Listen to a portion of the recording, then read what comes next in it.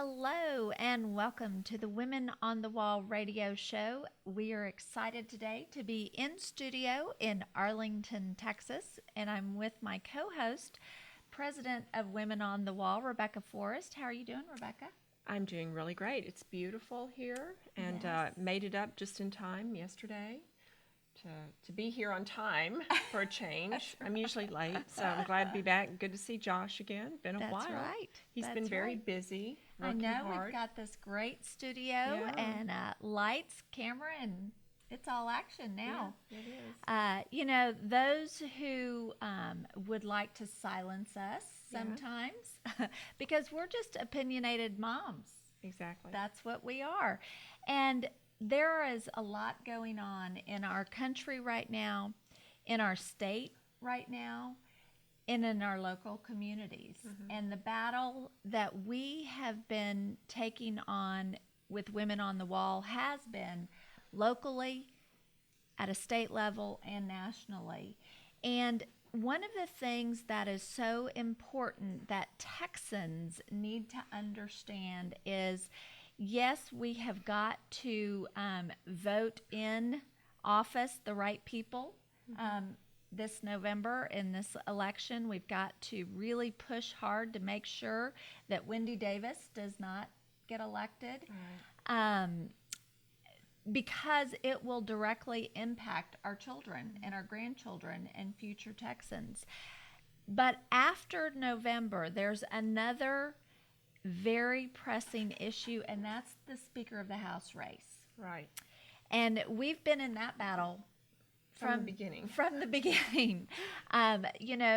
Kelly Shackelford with the Liberty Institute, Kathy Adams worked very hard several years ago to make sure that we, the people, had a voice in the Speaker of the House race because our elected state representatives are the ones who vote in-house for the Speaker of the House.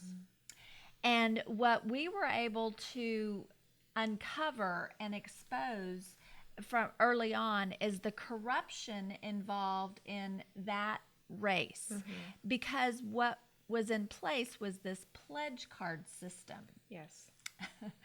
And what happens is these state representatives pledge support to the Speaker of the House 2 years in advance sometimes. You want to Yes. talk about that? And Well, it was interesting because with Joe Strauss, of course, the Democrats were the ones that pretty much got him in there. And so we think it's odd that they would pledge support without ever knowing who else might be in the running, by the time the next session runs around. So we did a great video, actually, on the pledge card system, and that did help to expose it, and it brought a lot of attention, letting the people know that they do have a voice. It's a difficult message to get out because most people, when you talk about the speaker's race, they look at you like you're crazy. They have no idea what you're talking about. But I think every year now we've been gaining a lot of ground, and hopefully Scott Turnham will be able to do what we need to do. Yeah. Well, and it's so important because what people don't understand is the Speaker of the House position. He is the one who appoints the chairman All of the committees. Yes. And probably the most important chair is the chairman of the calendars committee because that chairman or that committee decides what legislation will move forward to get a vote or not. Right.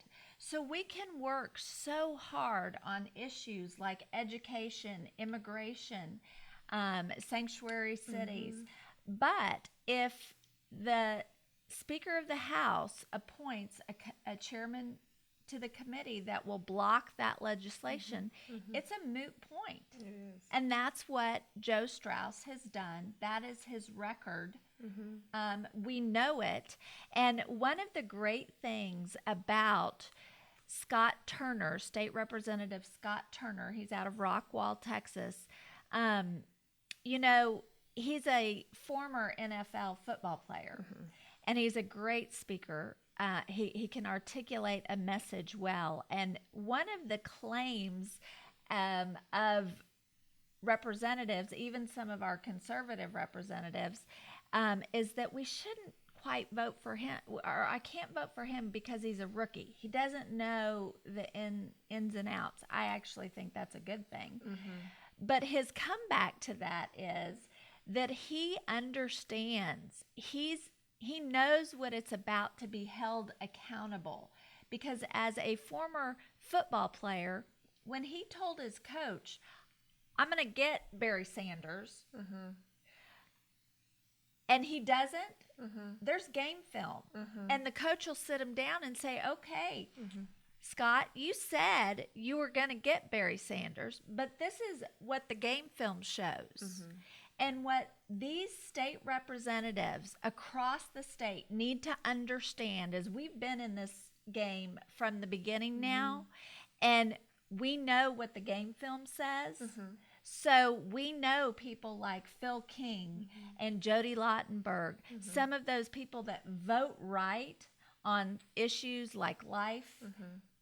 We know that your game film shows that you played the game with Joe Strauss. Right. And so we, the people, are now watching the game film, and we're holding you accountable. And let me tell you what, if you do not vote for against Joe Strauss and for Scott Turner on January 13th, the first vote of the House, I don't care what the rest of your record shows, you will be primaried. Right, yeah. And it's not just a threat, it's a reality, because the grassroots has shown that we can do it with Bob Hall, with Tony Tinderholt, and many others. The momentum is building. So I want our audience to be introduced to Scott Turner and why they should vote for Scott Turner. Check it out.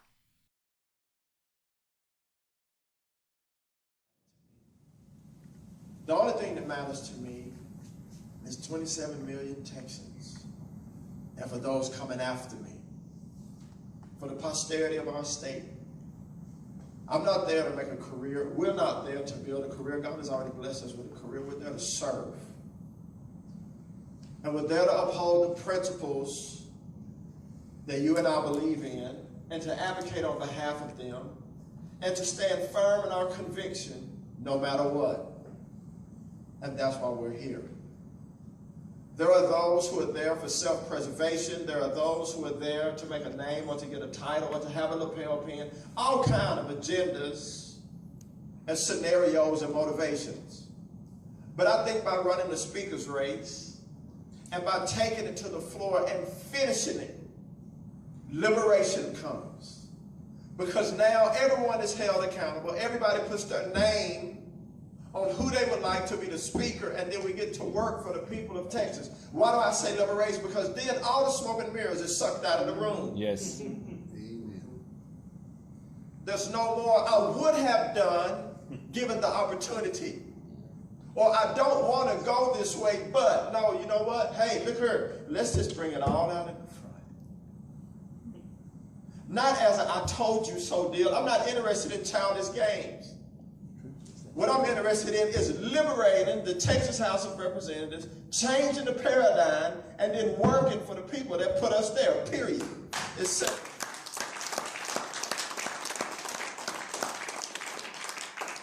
So having said that, the mindset of our House, of the legislators, has to change. And the only way to change mindset, the only way to bring about transformation or reformation is if you get in the game. Y'all all know I was blessed to play in the NFL. And my rookie year, I played for the Washington Redskins, who, by the way, play the Cowboys tonight. It's Monday night. Now, how y'all gonna feel about that? Let bygone be bygone. But my rookie year, we had like brand new defense at the Redskins. A lot of new players. And I had the opportunity to play. And we were playing the Detroit Lions. The Ford family owned the Detroit Lions. I know the Detroit Lions. And Barry Sanders was a Hall of Fame running back. Y'all heard of him before? The mindset for Barry Sanders was just to contain him, because he literally could beat you if you let him. But the mindset was just contain him and don't let him run wild. Just kind of keep him. He's going to get 100 yards anyway, but just don't let him beat you. Well, that was the mindset, kind of the commonplace mindset. But this particular year, we had a defensive captain, a defensive unit that was not interested in just containment. We were interested in stopping him. Totally different. We don't want him to get a yard. So what? He's a future Hall of Famer.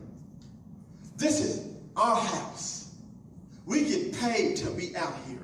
Not to contain him, but to stop him. Are y'all with me? Yes. I say that because through the years in politics as a whole, we've had the containment mentality. Mm-hmm. Let's just try to keep everything from getting too bad. Are y'all following me? Yes. Let's just let it work out in time.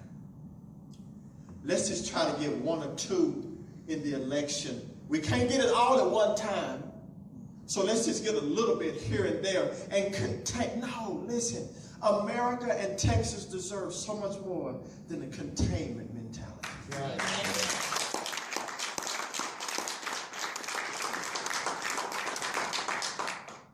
That goes for local, for state, and for national. That type of mentality is not very commonplace. It's not talked about a lot. But if you look at the founding of our country, and if you look at the bedrock principles that we have, when America got her independence, it was not by a containment mentality. That's right. Well, let's just not let them treat us too bad. No. It was give me liberty or give me what? Hey, it's the same America. It's just 238 years later. But God has given us the grace to be here. And at this point, the question is, what are we going to do with it? No containment.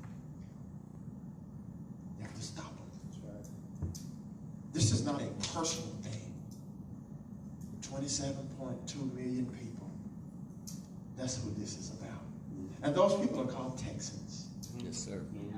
And that's why we're here. That's why I'm here. That's why I'm fired up every day.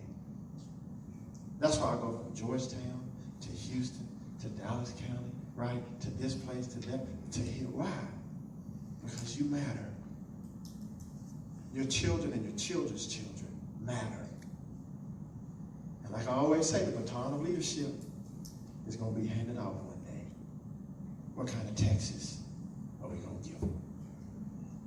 My aim is to give them a Texas that's better than it was when I found it. God bless.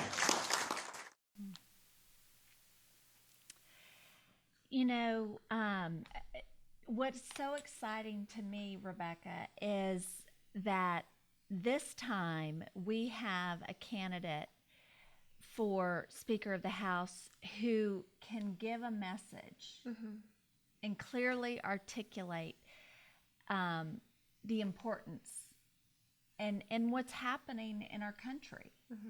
And, you know, with Women on the Wall, we have really taken on major issues: education, immigration, national security. And what we found, when you start diving into them, they all intersect. They're all connected. They all intersect. And so, you know, we've been fighting this issue of Common Core. And what people need to understand is that Common Core is not about a set of national standards. It's, and Donna Garner explains it so well, and she did on our conference call last night. We have a Wednesday night conference call where moms and dads and people from all over the country are calling in and networking together to fight this battle. And she talks about it being two separate philosophies education. One being a type 1, where it's traditional, foundational, knowledge based, where one concept builds on the next. In math, you learn addition, then subtraction, then multiplication. And if you don't have that foundation, you don't have what it takes to go to the higher levels of thinking. And what the Common Core is a type 2 philosophy of education where everything is relative, it's subjective, it's a collectivist mentality. And one of the really scary things that we've seen, it came out yesterday, there's a great lady who's been doing a lot of work in uncovering what's going on. She's out of Louisiana, and there's an initiative called Connect All Schools. And this should scare, and if it doesn't, you're not paying attention. Right. Every mom and dad and grandparent.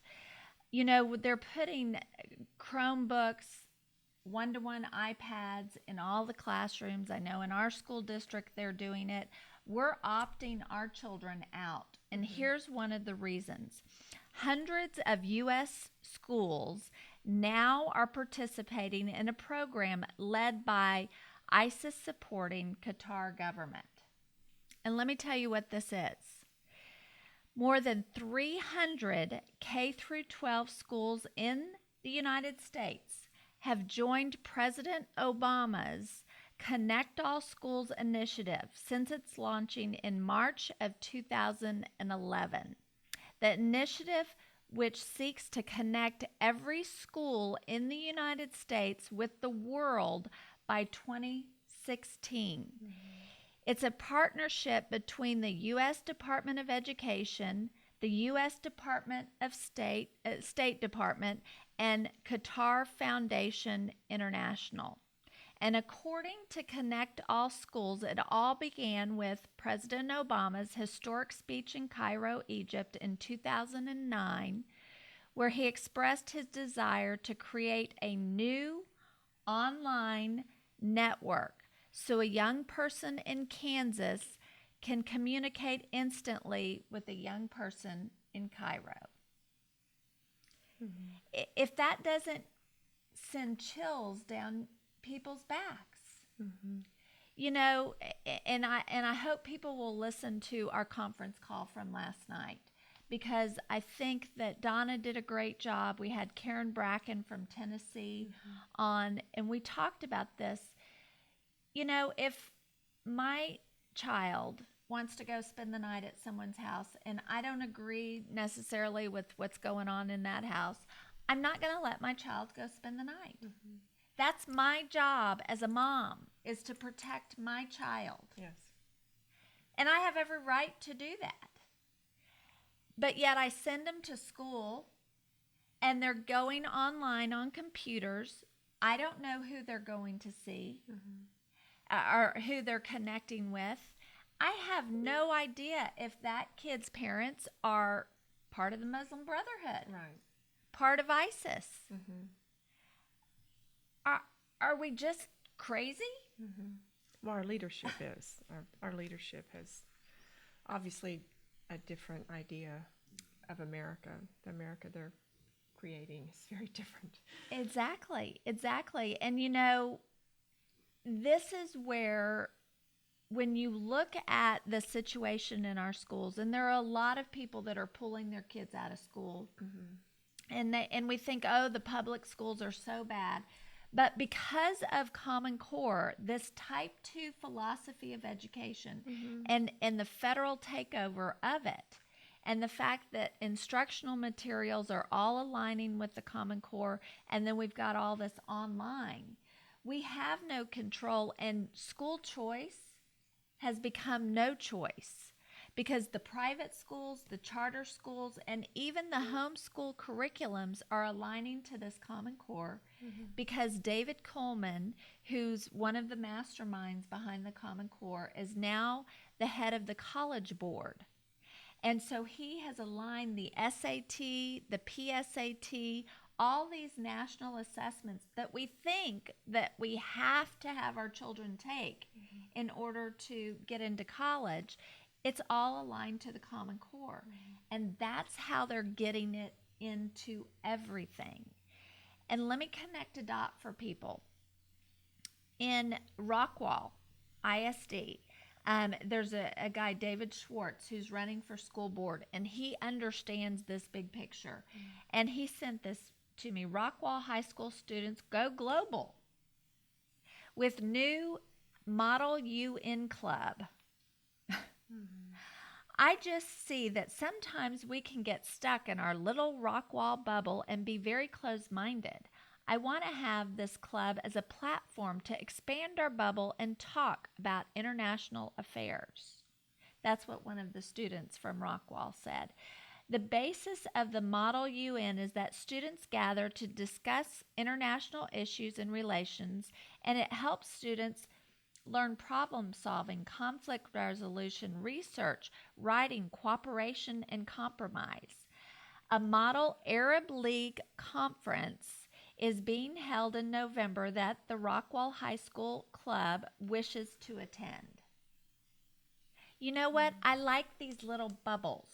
I like that there are kiddos who are from Rockwall, Texas, from Keller, Texas, from Argyle, Texas. What they're trying to do is take our national identity away, and you're no longer an individual, and you're no longer that kid from Rockwall, Texas, who was on the football team or who was a part of the Boy Scouts. You're now a global citizen. Yes. Does that scare you? Yes, it does. I mean, it really, really does. Because like you said, you don't know who the people are that they're connecting with. And they're obviously on a mission to infiltrate, into our society at every level. Young kids, with all the young kids that are headed over, to be part of ISIS. Right. The girls that are getting on planes and trying to be their brides. I mean, it amazes me. So, yes, it's troubling. It's very troubling. Is this rooted in multiculturalism? It is. That all It is. cultures are the same. Even when we see them cutting people's heads off, Yes. but that's equal to Yeah. offering salvation through Jesus Christ. Right. Yes. It's crazy, and it's all because of interfaith dialogue and political correctness. But what the problem is that these people who are putting this in, they're not about political correctness. I'm offended when they say that my child needs to be a global citizen instead of a kid from our hometown. I wrote a piece last week about, I think that the way we're going to save America is moms and dads and Texas high school football. Because, there's something about, if they allow for our public school to collapse, which is what I think they want to do. They want everything to go to these charter public and private schools, and actually what they're building are community wraparound schools where, and it's happening in Texas, in Austin, Texas. There are healthcare clinics. It's the Lone Star Circle of Care, and they are partnering with school districts. Hutto ISD has partnered with Lone Star Circle of Care. And think of it as a wheel. And in the hub of the wheel is the healthcare clinic. And the spokes are your schools. And they're feeding into it. But when you look at the healthcare, it's not going to the dentist. It's not, I skinned my knee and I'm going to the nurse. It's behavioral health care. So if you're not complying, we're going to send you to the clinic. Folks, what this will do is decimate, for one, Texas high school football. Because think about it. What are the behaviors that they're trying to get you to abide by? Well, first of all, they don't want men to be men. They don't want Right. boys to be men. They Right. want them to just comply and, Right. yes. In Keller ISD, a couple of weeks ago, there were a group of kids that were going to be sent home if they didn't change their T-shirts because their T-shirt said "Beat Timber Creek," because that's who they were playing. And the new school policy is, the new district policy is that kind of rhetoric is unsportsmanlike. Yeah. Mm-hmm. The words you use. Yeah. That shirt say tie. I know. It's crazy because in order to beat another team, you've got to work hard. And if you lose, you've got to work harder. Those are the behaviors that we learned in our small towns. I think about the video or the music video by Kenny Chesney, The Boys of Fall. And he was at a pep rally in Salina, Texas, back in 2010, where he said, I chose Salina, Texas, because when I looked at the football team and how the community leaned on its football team and how the whole community came together, it reminded him of his small town in Tennessee. And he said, what was important to me as a kid was my friends, my family, my church, and football. And all of those and the lessons he learned from football are what has carried him through today, where he works hard and he's successful. But it's him as an individual. And the Common Core Type 2 philosophy wants to take the power of that individual away. And in what we used to get in education in the United States was a solid foundation of education. So when you graduated from high school in 12th grade, you had the freedom to be whatever you wanted to be and choose your pathway. And you know what? If you failed at your pathway, Right. you had the opportunity to fail and learn from that failure and succeed again. And what the Common Core philosophy does is it is an education of equity. So that kid who's an achiever and who does great things is brought down to the lowest level because they want to decrease the gap. Well, you know what? To decrease the gap, you teach a strong, solid foundation and give kids that community where the whole community teaches behaviors like hard work and in our faith, our church. It's the church that takes care of those who can't take care of themselves. It's not the government. That's the way it used to be anyway. It's not that way anymore, but that's how it was supposed to be. And it really does tie into what we're seeing in immigration. Because one of the things we see it in the AP US History framework, the new framework that's come out. They want to take that identity, they want to remove our history and create these global citizens. And they talk about a democracy. Well, our founding fathers warned us of a democracy. We are a constitutional republic. And there's a reason why, because a democracy, the minority gets the power. And we're seeing it right now with immigration, where these young children are being sent across the border. And we are forced to put them in our schools. Our school boards have no power to stop them from coming in.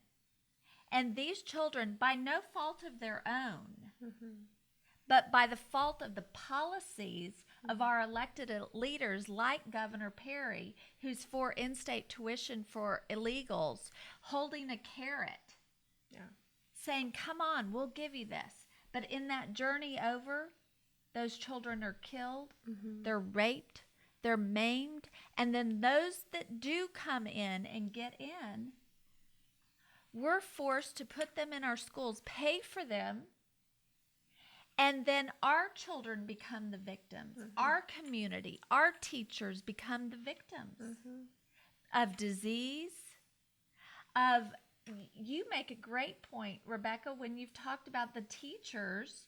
We're now going to displace our good, solid veteran American teachers that know how to teach reading, writing, and math for teachers that can teach Spanish.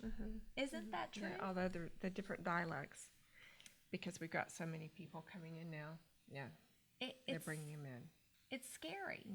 And when you look at Senator Cornyn, you know, we're telling people, vote Republican, and then he's already said that he's for this amnesty bill. Well, he's really always been. He's never been a strong, fighter on that issue at all. But, Right. It's interesting. Peter Morrison, I think you know Peter Morrison Right. out of Lumberton. He was on the Lumberton School Board for a while. He really puts out a great newsletter. And he recently sent one out on immigration, talking about it's really the most important issue. And he referenced a report that Phyllis Shapley had done recently on immigration. And, since we've had all these illegals pouring over, of course, that's been a huge focus. But also just the legal immigration that we've allowed, because, of course, we let in 1 million at least every year to come into this country.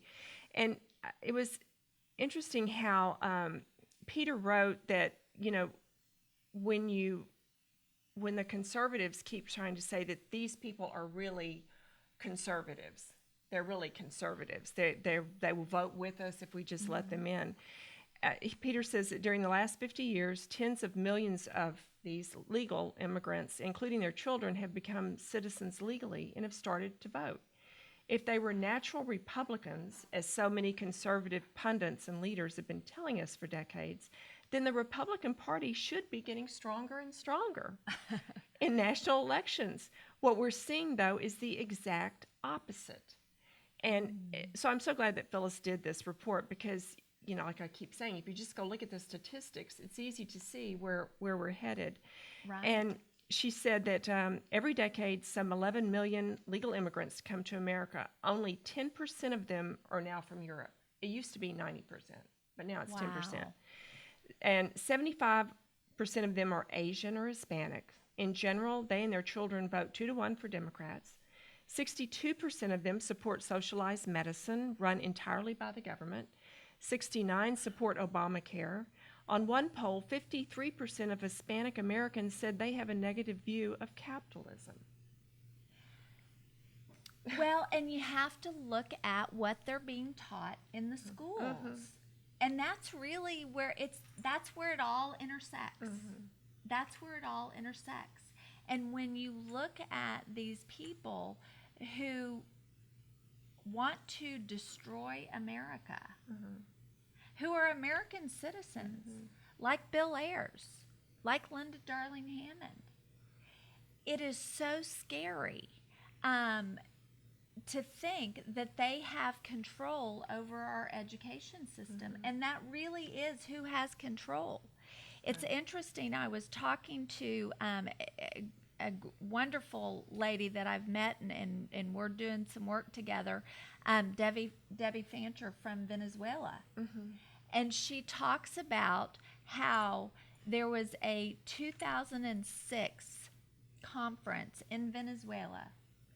Bill Ayers was the keynote speaker, and he said the reforms that are happening in education in the United States right now, we're using the Venezuelan model. Is that not just really disturbing? That is so scary because, people have given our friend Ginger Russell such a hard time for saying this curriculum is Marxist and socialist and communist and all this stuff, and all these people who are in education are going, no, we're not socialists, we're not communists. And it goes back to when I had that meeting at Region 11, and I was talking to the curriculum director, and I said, did Linda Darling Hammond write C-Scope? Because we had that PowerPoint slide that said professional development, Linda Darling Hammond. And she said, no, it was written for Texas teachers by Texas teachers. But they use Linda Darling Hammond's philosophy of education. And I said, really? That's very interesting, because there's video of Linda Darling Hammond, and if you read her books, she believes in equalizing America in the world through education. And I asked the curriculum director, is that what you're telling me we're doing? There's so many great people in education, so many people that got into education for the right reasons. Yeah. But when Bill Ayers and that crowd were not successful back in the 60s in taking down our country by violent means, they all went into academia. And that is who is teaching our teachers. Those are the progressive teaching strategies that are flooding into our schools today. It's scary. And on our conference call last night, I love this man, Ray Smith. He's from Fredericksburg, and he's been on our conference call, I think, pretty much every week for the last year. He's a grandfather, and he said last night, he spoke up on the call, and he said, I just had an epiphany. I realized that I assumed that the education that my children were getting when I sent them to school was the same education that I got. That was all about American exceptionalism and history and that solid foundation, type 1 education. He said, I assumed that I sent them to school and that's what their teachers, and that their teachers had the same values. He said, because when we went to school, my teachers had the same value system as my parents. And what I realized is that I sent my kids to school and their teachers did not have the same value system. And that's what Phyllis Schlafly and Peg Lexick and all of these people have been fighting against for years with outcome-based education. They call it value clarification education. And that's what this is. That's what this is. They're clarifying the values of the teachers. And now they don't even want the teachers to be called teachers. They're facilitators. Because if you're teaching knowledge. If you're facilitating a message. And that's why you see in Coppell, Texas, their school bond, we think, oh, we got to pass this bond so we have new schools because they're overcrowding. Well, you better make sure what's going on in those schools. Right. Because in Coppell, it's an open concept where there is no classroom. The teacher is no longer the lead authority giving knowledge. The teacher is a facilitator. Well, the children sit and discuss everything and come up with their own interpretation Exactly. of what everything means. So that's where It's insanity. It's It insanity. really is. Josh and I were just talking. We feel like we're living in some alternate universe somewhere. It's insane. It's crazy, but I have hope. I do have hope. Help me, 'cause I need Yeah, I know. Can we bottle that, Alice? We could all use a little hope. I tell you what, I do. I have hope because I talk to moms like my friend now at Connie in White House, Texas. in that funny White House, Texas, the name of their town, who's seen the big picture. Our friend Angela, who's seen the big picture, and they're moms, and they don't want this for their children. And they are standing up and fighting. And, we can close with this. We talked about it on the conference call last night. What's happening is we're working with people all across our state and in states across the United States of moms and dads and grandparents who are building communication teams within their local community. Connie and her friends, they're already doing it. They are going to educate their community, other moms and dads, on what this big picture is. And they become what we call the connected authority. We're not anybody special, Rebecca. We got this radio show, but we, with these fancy lights that just came in, but we're not anybody different. We're not different than anybody else. Right. We just took the step, and we are the connected authority because we've done research and we post information on Facebook and Twitter. And then there's the engaged minority. Those are the grandparents and the folks that are showing up at grassroots and Tea Party meetings, trying to learn what are the tools, how do I fight back, what do we do? Do we block walk? Do we elect this person to fix it for us? Well, no, because what we know is the system is corrupt. We've seen it with Joe Strauss. So, yes, we get involved. We try to put the right people in place. Yes, we make sure that our state reps know that we want Scott Turner as the next Speaker of the House, but we don't depend on them. We become the connected authority who educates the engaged minority and trains them to be the connected authority. And that's the only way that we're going to reach that passive majority of people that are still watching Dancing with the Stars and who are not paying attention. And it's, Matt Armstrong says it well, it's the power of compounding activists. Mm-hmm. But it's not about one person. It's not about one organization or one, person. It's about us empowering each other. And that's how we're going to win, is by working hard every day and protecting our children. There's a lot of people that are pulling their kids out of all schools, and they're homeschooling them. Mm-hmm. The homeschooling, and even colleges and universities are now hiring. Dr. Pesta told us that they're hiring six-figure income people to market to homeschool kids. Mm-hmm. To bring them into the universities, because if everyone is common and no one is exceptional, that kid that is exceptional, who would be the one to do the research in robotics or whatever, is no longer there. It reminds me of a poster that I saw in one of the photographs. I'm not sure where it was, but somebody was holding up a poster that said, "We were not meant to be common," or something like yes. that. And I thought, that's really great. That's a very good point. That's right. I think that what we're experiencing is that we are in judgment, that America is in judgment because we have gotten so far from God in all of this. And I really think the only way it's going to ever be solved is when we get back to God. Right. And that's, unfortunately, I think, going to take some drastic event to get us back there.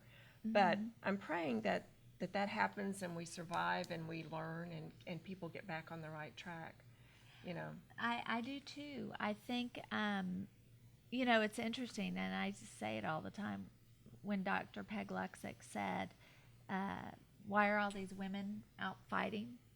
God gave us that instinct. Oh, yeah. There is a difference between men and women. And we do have different roles to play. Right. And she says, a man will die for his child. He will stand in the line of fire and die for his child. A mother will kill. And the more that we can, but it's interesting because I know from my growing up, my dad was out working. He was providing for us. He traveled. My mom worked at the church. My mom was the hub of our faith. Right, yes. She was the hub of our discipline. It was never, wait till your dad gets home. It's Right, I'm right. the mother and I'll take care of this Right, right, right, now. exactly. We had the fear of God. I brought you in this world. Yes. I can take you out. But that was the upbringing that we had, and it was our faith was strong, and I think that's what Kenny Chesney Right, said. right, It was right. friends, family, Yeah. and our church. And that's you're really right. that's what's missing, because That's if there what's are no missing. if there are no consequences, if there's no judgment, if that's what they're teaching your children, we're headed for a bad place. We So, are. We are. And we will be the first generation to give our children an America that is not exceptional. That's scary. Yeah. It's on us. It's on us. We either step up, or we either be Esther and save the Jews, or our children will suffer the consequences. Yep, that's the truth. She stepped up. I pray we will too. We will too. And we will be back next week, hopefully, in studio, in this wonderful studio. It's beautiful. Thank you, Thanks, Josh, Josh, for really. all of your work and for making this happen. And we're going to continue the fight to seek the truth, share the truth, and stand for the truth. Have a great week. Till next week.